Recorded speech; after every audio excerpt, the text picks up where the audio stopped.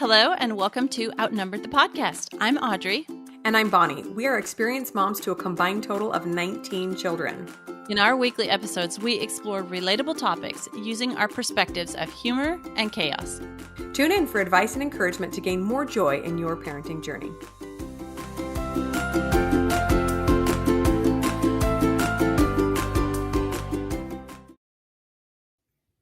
Hello, everyone. Welcome back to the podcast. We are super excited today to be here with a guest, Amy Roberts of Raising Arrows. She is kind of a hero in the homeschool community, especially Christian homeschoolers. We're excited to pick her brain a little bit about homeschooling and large families, two things we are very passionate about. So welcome, Amy. Hello. Good to be here. Yeah, so good to have you. It's really nice to have you. So Amy Roberts, she's from raisingarrows.net. She's a Christ follower, a devoted wife, homeschooling mother of 10, blogger, podcaster, conference speaker, and author. So now you know why Bonnie and I were so anxious to get her on. So Amy helps moms manage their large family homes and homeschools. So we're all fellow homeschoolers here. We're really excited to pick your brain on this one, Amy. But we'd like to start out our segments with humor. So can you share something with us today? Sure. Besides the fact that my whole life is one big laugh most of the time, you kind of have to laugh or you might cry. Um, it's great. Having this many kids is fun. But one thing that came to mind when you mentioned that was back in, many years ago, my son, who is now 24, when he was 4, he was acting like a 4-year-old. I think he was like jumping down the stairs and he was sliding off the rails and he was just being just a crazy little kid. And I started to get onto him. I was going to reprimand him for whatever it was he was doing. And it was like there was this niggling in the back of my mind where God said, he's acting like a 4-year-old and you're getting ready to yell at him for being a 4-year-old.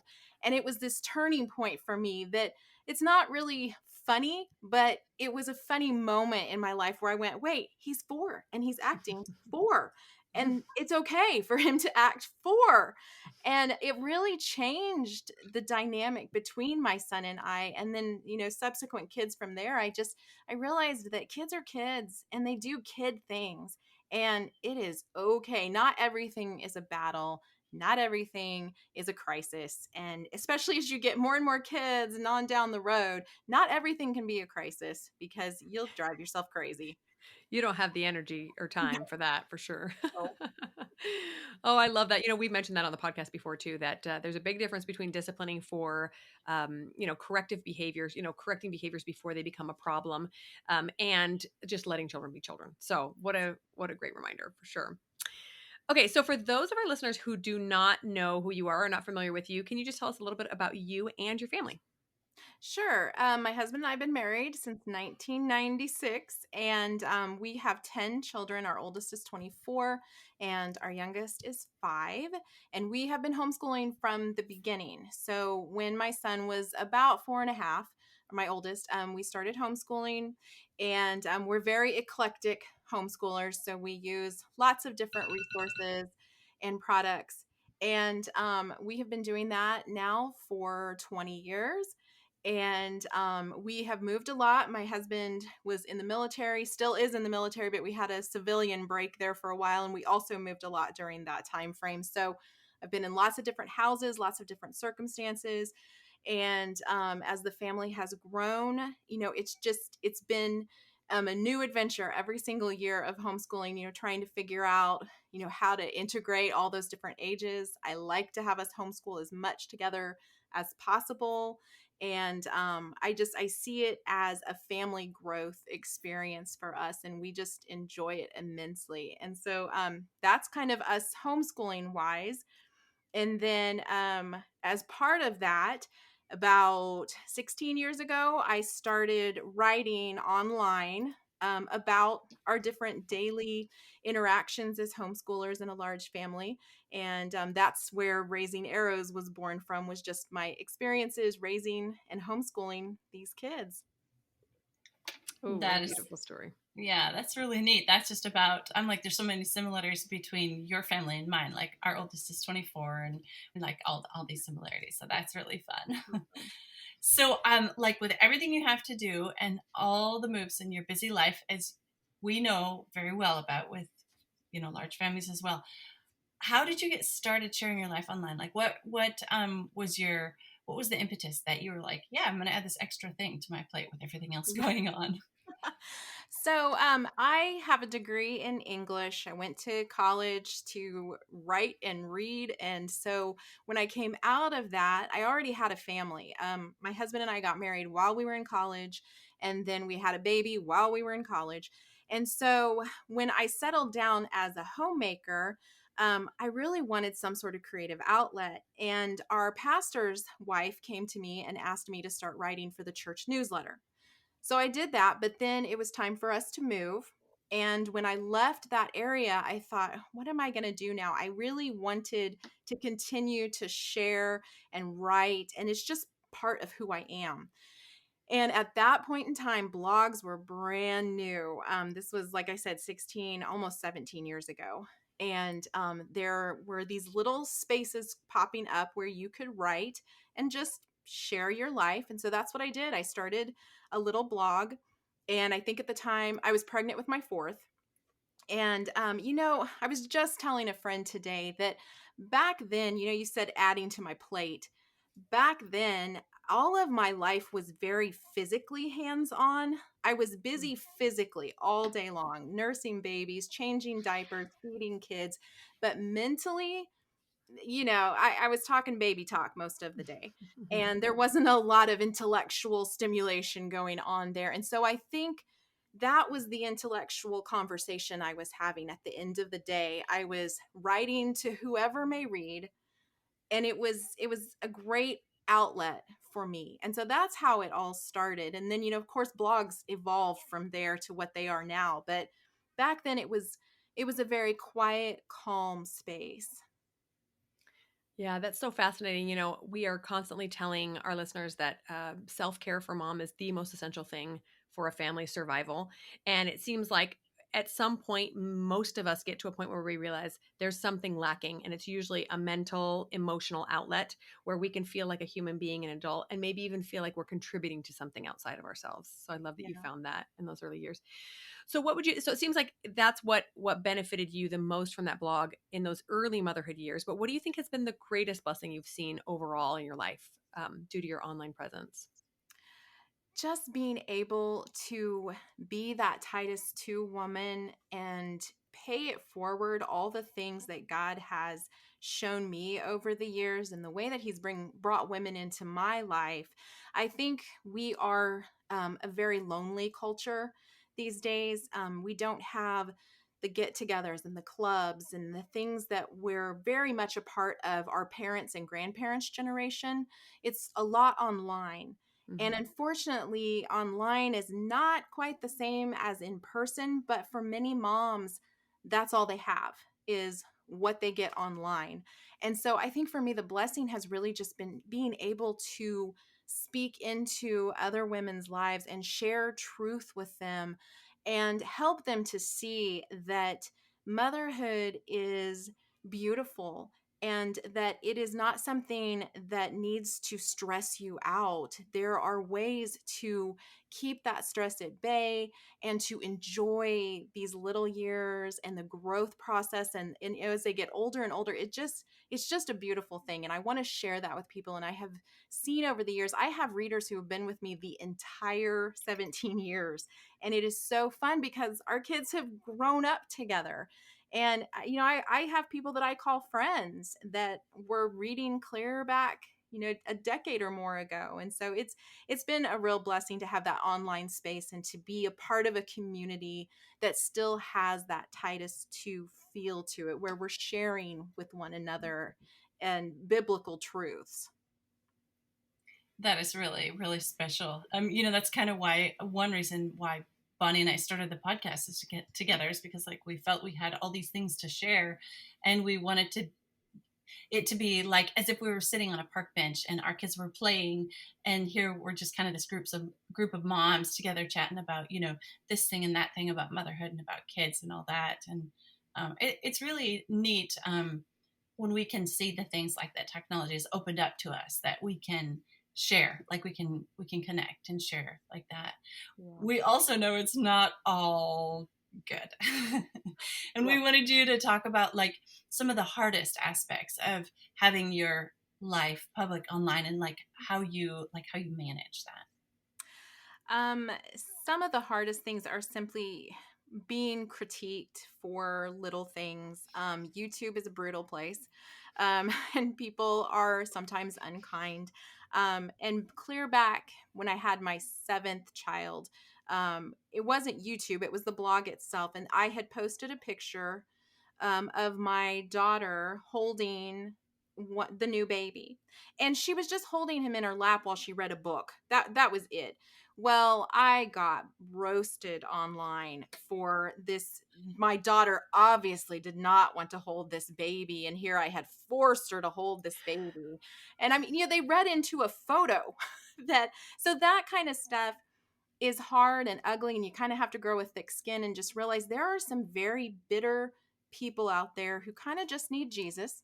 And that's really, they just are angry, and they're not ever going to have anything good to say. And you have to realize that it's okay. Just let it bounce off of you. I think at the time it affected me so much because I was dealing with postpartum depression at the time. And I think it just really ate at me. Um, but that was my own personal struggle that I needed to work through. I sometimes wonder if God brought that into my life so that I would work through the fact that I was feeling inadequate. And somebody saying something to me like that, I was forced to face the truth. And so those are the hard times when people say things, because I mean, generally, I'm a nice person, and, and I just want you to like me. Why are you not And nice back? I know. And so, those kinds of things are hard in the online space. And I can see why children being online and being bullied online is such a difficult thing, because even as adults that happens. You see it every day, and it's hard for a child. So I mean, it's hard for me, so I imagine it is incredibly difficult for a child as well, because internet can be brutal, and that's something that we need to teach our children, and also recognize ourselves that God is bigger than all of Yeah. that. Yeah. I love that you mentioned that, because it seems like one of the biggest downsides to the internet in general, especially for us adults, is looking for some sort of approval or happiness outside of ourselves. So, we go to social media or online when we're dealing with anything negative. We go for an escape, we're buffering through our emotions and we're scrolling, and we come out either feeling bad about our own lives, or feeling envious towards someone else's, or just feeling inadequate because we are searching for someone to validate us outside of ourselves. And if we are looking for that anywhere other than from God, then we're going to be unhappy, because we're never going to make everybody happy. No, Nor no, are we meant to. So that's so no. great. Okay, so let's go back to those difficult times. You mentioned postpartum depression, and guaranteed you've had some other struggles in your many years of raising children. When life gets difficult and sticky, where do you find your motivation, your inspiration to continue on and to keep trying to find the joy? Obviously, my faith is a huge part of my life, and because of that, I feel like, again, there's something bigger than me and my issues, and I feel like I also have all these other children, that I need to keep going for. I need to show them that despite everything that comes at you in this life, that there is hope and you can have peace. Sometimes it's simply our own expectations of ourselves that are what's wrecking us. It's not even somebody else, it's what we think we need to be doing. And really, it's okay to eat off paper plates, and it's okay to, use paper towels, and to not clean your house every single week. It is okay. It will have, life will continue on. And sometimes you do have to just survive. I am definitely a list person. So when I'm feeling stuck, my first response is usually to make a list and try to keep it very short, like 3-4 things. And there is so much accomplishment in just marking off a list. And if I can get 3 things done, I have conquered the day. And so that is a lot of times where my motivation, how I motivate myself to keep going, is just to make a short list and knock it out. Well, you're speaking Bonnie and I's love language here. We're list makers. Oh no, that's really good. Like sometimes if I can just get it out of my brain and onto paper, then it's more manageable. It's when it's like stuck in my head and I'm like, I have so much to do, I can't even. Yeah, just write it down and just start. Yeah, and my husband is really good about, if I come to him and I'm like, oh, this problem is ginormous, and he's like, no, it's not. Just don't do that and don't do that and just do that. Yeah. I'm like, oh, okay. It's like I need permission, I guess, to not do certain things and to simplify it. And he's really good about not caring if he makes everybody happy. I'm trying to make everybody happy. And when you have a large family and you're trying to make everybody happy, that's just a nightmare. You're not going to accomplish that. And then, every in-laws and extra people and the people online and things like that, you just can't do it. And so I a lot of times will go to him and take these huge problems and he can just kind of chunk it out. And so that's helpful as well. Just to realize that I don't have to do it all. I don't have to do it all by myself either. Maybe all of it has to be done, but I don't necessarily have to do it all by myself. Yeah, that's so good. So we want to dive in now and talk more about homeschooling because we get a lot of questions and we know you probably get some of the same questions and have some good answers, maybe from a slightly different perspective that will be helpful to our listeners. So we want to talk about, all right, so you homeschool a wide variety of ages from 5 to however your oldest is that you are still educating. So how do you find balance in that? Like, how do you spend enough time with each kid that is needing it? And like, how do you make curriculums work across? Just speak to that a little bit, how you deal with the age differences. We have always come together at the beginning of the school day I didn't call it morning time until a few years ago, but it's a morning time. Used to be it was just Bible and a read aloud. And then I sent everybody off to their independent schoolwork. Now it's more than that. We are doing history, geography, and some fine arts together along with our Bible and also a read aloud still. And that is everybody, all ages. So I have a senior this year in high school all the way down to a kindergartner.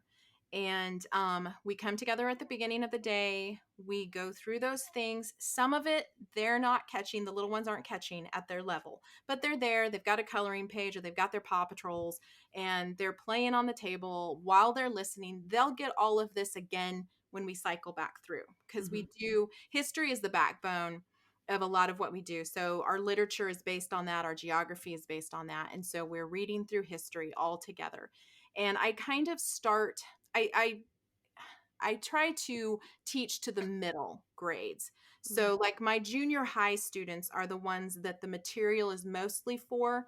And then I'm adding in harder literature for my older kids and harder assignments for my older kids. And then the little kids, I'm letting them come in as they can and understand what they can, but I'm not requiring a lot from them. I do assign them some little picture books and things like that. I do like to do projects periodically with just my little kids. I realized a few years back that I had grown up with my big kids and I had done all the fun things. And as they got older, I sort of forgot this group down here. And I realized that I needed to do some fun things with them. And so I actually took what I call a Jubilee year. And I had graduated my oldest. And I took a Jubilee year and we took an entire year off. It was also the year that my husband was deployed. And so we hunkered down and we did fun things. We did fun curriculum and we changed it up. We just turned homeschooling on its head and did something totally different. And I catered more toward the little kids. And we had so much fun, so much fun. And so we're actually planning on doing another Jubilee next year. And it's just a nice way, I think, for me to take a break as well and do something different than what I've been doing. When you've been homeschooling this long, you can kind of get in a rut and feel like I have been doing this forever and I still have forever to go. And so it's nice to change things up. And so that's what we did. And right now, though, we're kind of in that same cycle of we're finishing up modern history. We're doing that all together. And then they go off to their independent schoolwork, and I stay with my little girls at the table. They're the ones who are still learning to read, still need help with their math, and I am focused on their seat work. And we just work through that. It takes, I don't know, 30 minutes maybe. And then they go off and play. I check on all the other kids. But for the most part, by the time they are 9, 10 years old, all of their independent schoolwork, they can almost completely do on their own. I've trained them toward that. I'm using resources that allow for that. So like their math is online, and it just has made it where I have a little more bandwidth to spend with the kids all day long. Anything that I can take off my plate allows me to spend energy in places that I want to spend energy in and things that I'm good at. I think homeschool moms are really hesitant to recognize that there are things you are very good at, and then there are things you are not so very good at. And the things that you are good at, capitalize on that. If you are a projects kind of mom, be a projects mom and get some of that other stuff off your plate so that you can be the projects mom. Or if you're the science mom or whatever it is, be that and take those other things off your plate so that you can spend your energy in the places that you actually are passionate about and enjoy, because that will make for a much more beautiful homeschooling experience if you're capitalizing on who God created you to be. Oh, I love that. We've talked about that briefly before too. A lot about that in business. Like when we are building a business, we have specific strengths, and oftentimes we think, "Well, I don't do enough of this. I should go out and learn how to do that." No, you should probably just hire it out, Right. or have a teenager take care of that, or whatever it is. Because yeah, God gave you your strengths for a reason. And if you spend all your time trying to learn things that you're weak at, not to say that we shouldn't be improving ourselves, but when you are good at something, you hyper focus on that and your kids get the best of you, right? Yes. Yes. I also love what you're saying about the little kids. I think I shared this on a different episode, but we drove past the zoo a few weeks ago and I said, "Oh, look, guys, it's the zoo." And my 5-year-old said, "What's the zoo?" I said, are you kidding me? I've been to the zoo 1,000 times. Apparently not with you. Yeah. Sorry, 5-year-old. I guess we'll have to go to the zoo here soon. I'm so tired of the zoo. Oh, good times. Yeah. Oh, I loved everything you said. Let's talk a little bit to the moms who are maybe struggling a little bit, who have gotten to a survival mode part of their life, or that they do feel like they are just so overwhelmed with whether it's homeschooling or just being a mom in general. Any mom who's struggling with that overwhelm or that feeling of burnout, what is your number one suggestion to them? What thing would you like to share with them to help them get out of that rut? I think it's best to start removing things from your plate, and looking for the one thing, because I think there's always one thing, if we can really hone in and focus, there's one thing that is really bothering us. Typically, we try to grab a bunch of things, but really, if we were to think about it seriously, there is probably one thing that if it just disappeared, and not that it can disappear, but you think in your head, if that went away, then everything would be fine. Mm-hmm. Now, again, that thing probably can't go away, but Especially if it's the kids, right? Yeah, exactly. That was what I was thinking with it. Not the kids. Keep them. It's that joke, homeschooling would be so much easier if I didn't have children. You can't do that. So what is the thing, though? Even hone in further. If it is the kids, what is it about the kids? Are they loud? Are meal times chaotic? Mm-hmm. Are you having trouble getting them to bed? You think, really, what is that one thing that if you could start there and fix that, then you could move on from there and things would be much better. For me, it was food. Meal times were always just a pain. They wanted to eat breakfast, lunch, dinner, and snacks. And I did not have the brain power for that, like day after day. So I had to figure out easy ways. And that's what we did. We went to breakfast. I always had certain breakfast foods on hand. You get it yourself. Lunch, except for the little ones, and I would help them. But there's only 3 or 4 who needed me to help them, not everybody. Mm-hmm. Lunch was always soup, salad, and sandwiches. I always made sure I had that, or leftovers. I always made sure I had those things on hand so we could quickly pull together sandwiches. We could quickly warm up soup. So that took 2 meals off my plate. They were easy, easy. I didn't have to think about it. And then from there, dinner, I just kind of made a set, we're going to, until I got through that rut, we made kind of a set routine of, this is on this night and this on this night until I could get past some of that. And eventually you do start to feel like you've got breathing room. And if you need to take a break, like with homeschooling, if you're trying to do all the things, and here at the beginning of the school year, moms are so bad about that. We have filled our schedule to the brim with all these want to activities and want to subjects. And then we get 2 days into it and we're thinking, this is crazy. I can't do this. And you're right, you can't. So if you can start, taking some of that stuff out, getting down to the basics, doing just what you feel like you can manage, and not feeling guilty about not having the extras. They'll come, it'll be fine. Just get through and get that routine. If you can get a mindless routine down, I call it autopilot.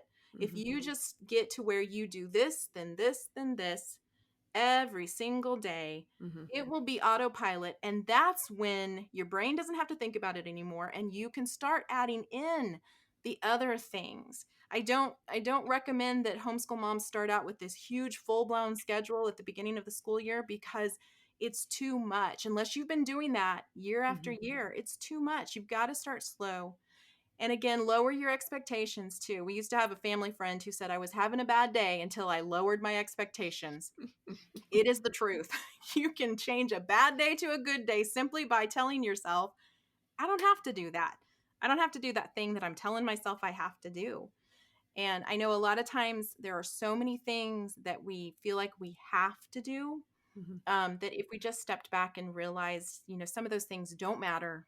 And there are going to be times in our lives when we're going to have things that are very much urgent and very important, and we have to get them done. And in those cases, you have to take other things out to fit that in. And so that's where I am. I am also the mom who we aren't involved in extracurricular sports because it's too much for me. They play games and they play with their friends, but I cannot be the mom who runs around and takes them to sports and activities and things like that. I'm just not able to be that mom.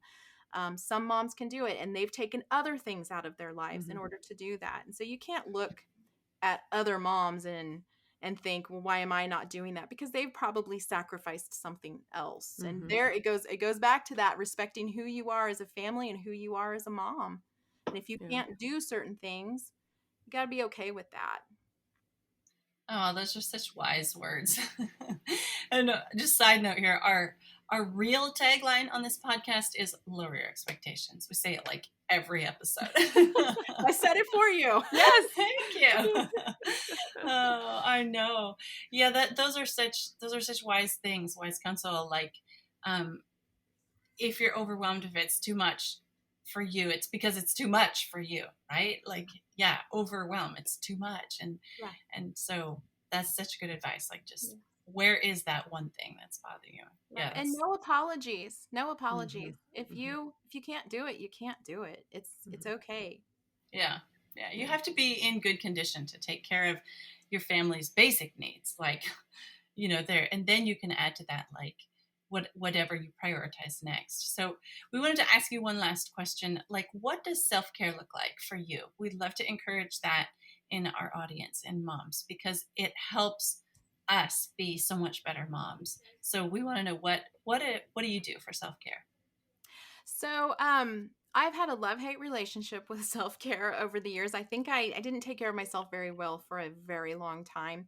But I also realized as a large family mom, a spa day is like not a thing. You really can't do that. You can't go out with friends all the time and go have coffee. Now that they're getting older, I can do things like that. But I had to learn how to have a mom break in my own home with my own people. And part of that, like right now, every morning I eat breakfast on the deck. I have a cup of coffee on the deck. It's not uncommon for me to take lunch on my own in my bedroom just to give me 15 minutes and start over. I also will sometimes just step out into the garage and, mom needs 5 minutes to just think. And because I'm an introvert. And so I have realized about myself that I do need peace for a minute here and there. And sometimes all it is just 5 minutes. I need just 5 minutes of a little bit of quiet. And the kids have learned that about me as well, that sometimes mom just needs us to be quiet for just a little bit. And they're willing, 5 minutes is not a big deal. And so those are some of the things that I do. And it helps me to get back into the game. I feel like whatever you do to refresh yourself should actually refresh you and not make you long to leave again. It should be something that actually energizes you to get back in the game. That's a true mom break and self-care, because we do have to work. We do have to continue to, be mothers and be homemakers and be wives and do these things. They are good things. But if you're taking breaks that leave you wanting more and more and more of the breaks, you're taking the wrong breaks. And that's where, like, my breakfast on the deck, it's what gets me going, and I am ready for the day. And all it took was sitting out there with, the birds and the trees. That's beautiful. I think it's so funny that there are 3 introverts on this call, and each of us have 9 or 10 children. Like, you think that we learn if we want to be alone. That was not the way to do it. But like you say, it is an excellent way for God to teach us some very important lessons, and that is how to take care of ourselves. And I love what you're saying about the breaks too, is that it's a very unique position we have as mothers, where our job is also the love of our life, right? Like, we love these children. We want them to be a part of our life. And yet it's also our work, right? And so to have that very balanced ability to go out and take a break from the work, but also realize that I still love my children. I still want to be with them. Find something that, like you say, invigorates you, energizes you, makes you want to come back and be a better mother rather than just keep escaping. That's a very tempting thing to do, for sure. So Thank you so much for sharing that. So, Amy, are there any final words that you want to share with our audience? Yes, absolutely. One of my passions is honoring the unique family that God gave you, recognizing, like I said before, that you're the mom that you are, and you're the mom that God gave to your kids at this time in their life. He gave you the kids in the order he gave them to you in. He ordered your family. He put it together, and he put you on a certain path. And it is not the same path as your neighbor or your homeschool mom friend or the lady at church. It's your path, following your God. And if you just need to walk it and recognize that it's not going to necessarily look like anybody else's path. You can learn from other moms, but your circumstances and your family are very unique to you. And that is exactly how God created you and your children. Wow, that's so beautiful. Thank you so much for sharing that. There really is so much of our own individuality and our own strengths that our family and the world need from us. And we can only get there if we hyper-focus on what God has in store for us and not our neighbors. Love that. Yeah. All right, Amy, I know that our audience is absolutely loving hearing from you and wants to get to know you more. Can you share where they can find you online if they're not already, haven't already found you? Sure. I'm blog at raisingarrows.net.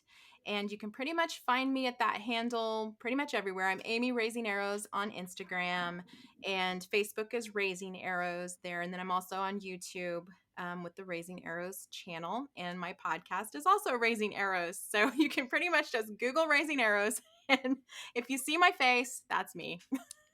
Yeah. And come watch her on YouTube if you're listening to the podcast, because she's got an infectious smile. It's been so fun to talk to you, Amy. Thanks again so much for joining us.